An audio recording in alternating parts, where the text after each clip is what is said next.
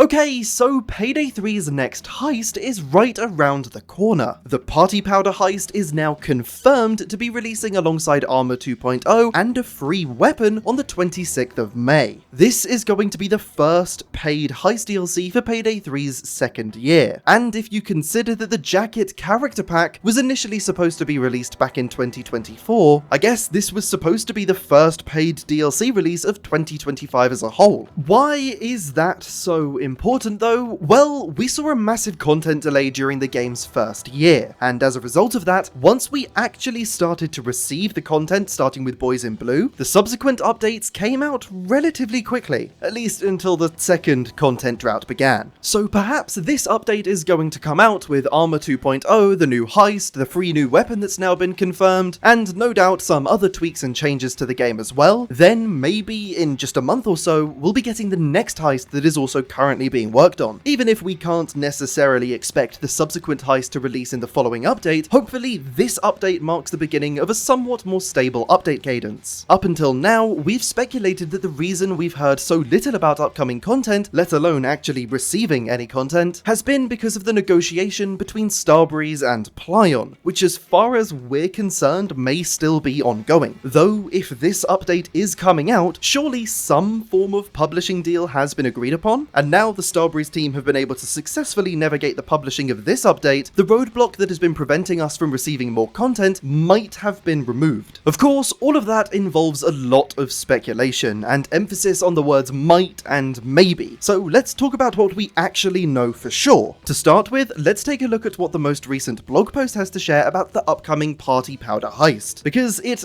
actually isn't all that much. We get this single screenshot that shows off the heist's location, and I don't know why, maybe it's just me, but the screenshot really reminded me of the warehouses in Dying Light. They don't even look remotely alike, but I just couldn't stop thinking about it. Either way, there isn't actually much we can take away from this image besides for what seems to be a blue keycard scanner on the back of the truck. So we know that we'll be able to get inside that one, and likely some of the other shipping containers we see behind it as well. Other than that, there's really not much else we can glean from this screenshot. My guess is that we're going to find out more about this heist from an upcoming News with Almir stream, and then we'll probably get a subsequent blog post detailing the heist even further. Narratively, who knows what the setup for this heist could be? I guess the closest thing to a setup we have is that we know we've ruffled some feathers by stealing from the First World Bank, but with that said, we've also been told that the side jobs, which First World Bank is, aren't really that important to the game's overall narrative, and they are at the end of the day just to accompany the main game's story. At least, that's what we were told when the side jobs category was introduced with the legacy heists. We don't know whether this heist is going to be another side job, or chapter 1 of Payday 3's second year. If it is a full-blown chapter, we would of course expect a weapon pack and tailor pack, but so far we've only had mention of a free weapon coming in this update as well. I feel like if this was part of a full chapter expansion, we would have been told that in this blog post. Then again, perhaps that's more information they're saving for a future News with Almir stream. The heist is described as playing similar to Diamond District, capturing that open-ended approach to gameplay. If this is the case, then I'm very excited for the heist because Diamond District is actually one of my favourite heists in the game. As for the aesthetic, they've gone for a more grimy, low-rent criminal underbelly vibe, as they've described it themselves, which I actually think is going to contrast the more sleek and pristine environments that we've seen so far in Payday 3. I think the only heist that really shares this aesthetic is Cook-Off, and I guess you could say Turbid Station as well. The Party Powder Heist is going to be a paid heist DLC, and they've said that it will be priced the same as previous heist DLCs. The weapon coming alongside the heist, though,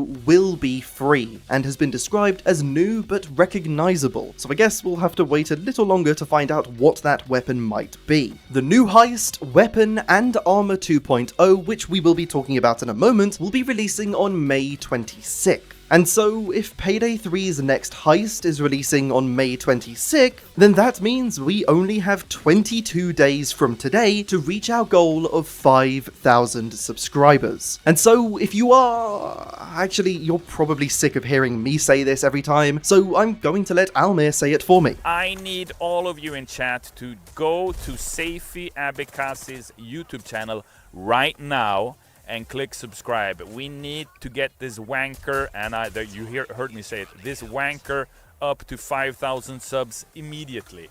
All right?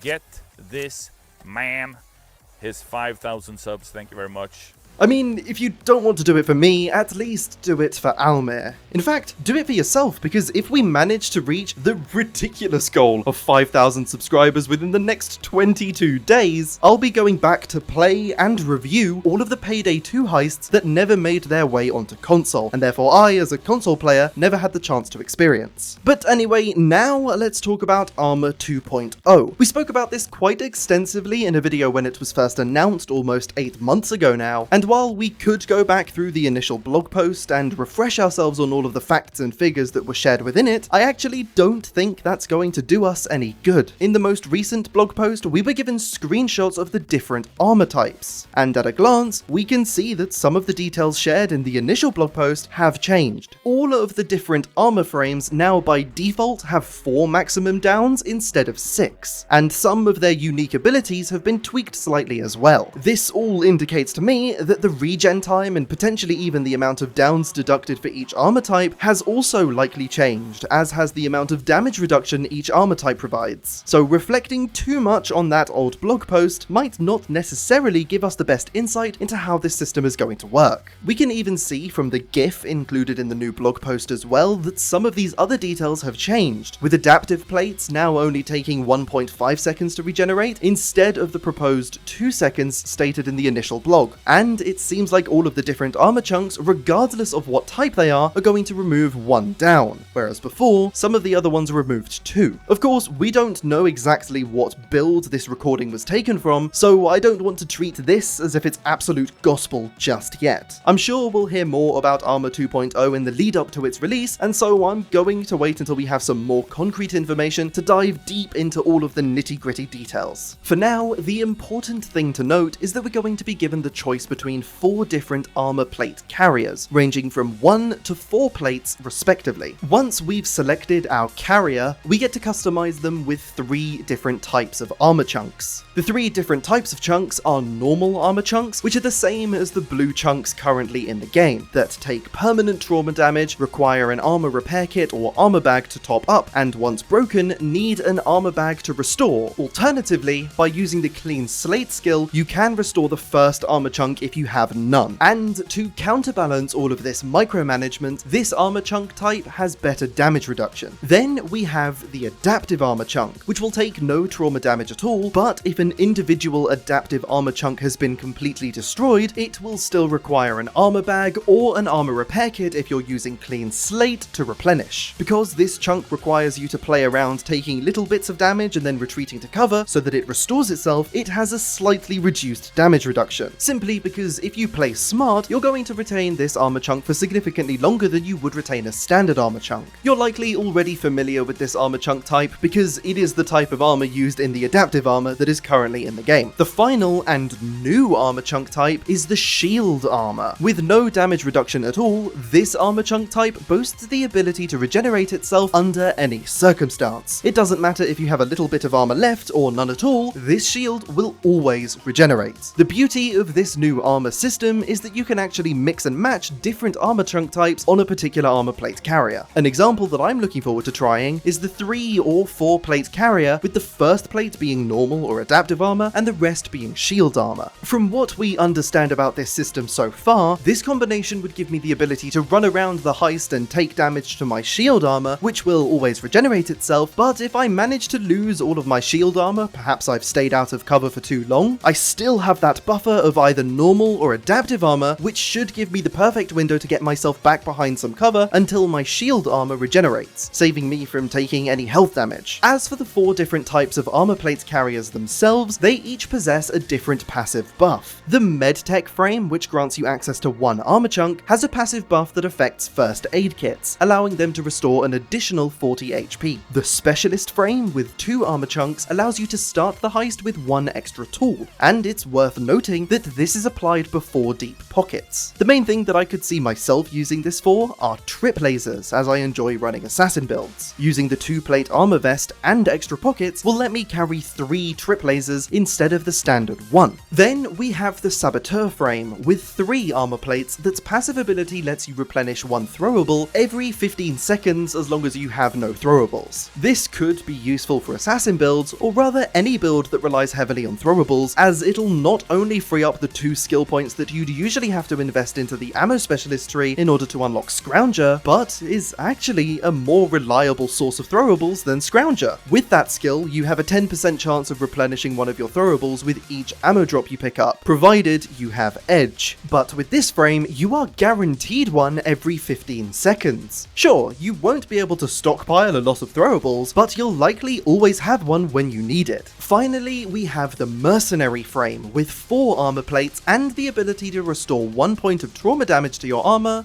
whenever you take out an enemy. It doesn't seem to be on a cooldown, which is surprising, as that seems very strong. I guess we're going to have to wait and see how that one plays in game. Each of these different armor frames also come with a speed penalty and a change to the amount of ammo and consumables you can carry. But what we've just gone through are all of the main factors that are likely to influence your decision about which armor frame you take. At the end of the day, meta builds will of course emerge, but I'm looking forward to experimenting with these different types of armor and plate carriers, regardless of whether they are the exact most optimal way to play the game. Something I wanted to just touch on before we wrap up this video is that the blog post says that Armour 2.0 has been tested and validated both internally and with partners to good feedback. I wanted to bring this up to make it quite clear that before this blog post was published, I, as a partner, hadn't actually played with Armour 2.0, let alone given any feedback on it. I just thought it would be good to mention that this isn't something that I'm aware was tested and validated with the partners ahead of this blog post's release. If you're interested in a deep dive into the initial Armour 2.0 blog post, you can click the video on screen now. Thank you very much for watching, and I'll see you